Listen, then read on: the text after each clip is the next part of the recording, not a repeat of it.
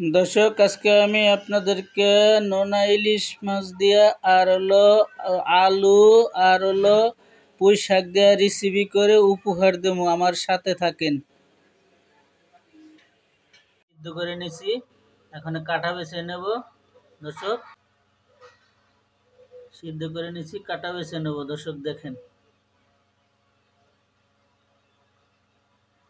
দর্শক, এই শাকটা আমি আর বাগার দেব না, আমি একবারে বাগার দিয়ে শাকটা বসাইতেছি। আপনারা আমার সাথে থাকেন। পেঁয়াজ দিলাম,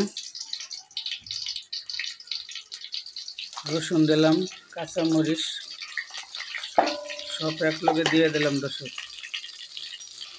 আমি হলুদ দিয়ে দিতেছি,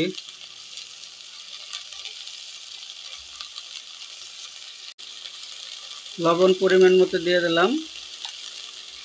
দর্শক, এটা এই মশলাটা আমি দিয়ে দেবো। মশলাটা কষান দেওয়া হয়ে গেছে, এখন আমি ওই যে ঝুরা মাছটা ছেড়ে দেবো। এই যে ঝুরা মাছটা ছেড়ে দিলাম, এটা সুন্দর করে আর একটু পানি দিয়ে কষাবো।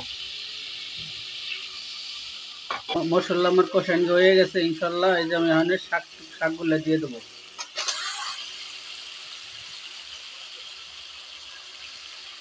শাকগুলো দিয়ে দিলাম। দর্শক, শাক দিয়ে দিলাম, এখন আমি ডেকে দেব, 20 মিনিট জাল দিয়ে নেব। দর্শক, দেখবো এখন কি অবস্থা। ও ইনশাল্লাহ দর্শক, 20 মিনিট শেষ। 20 মিনিট পরে যে উল্টাইলাম। দর্শক, এখন আমি টমেটো দিয়ে দিলাম সাথে। হ্যাঁ, টমেটোটা দিলে একটু ভালো দেখা যায়, সুন্দর লাগে।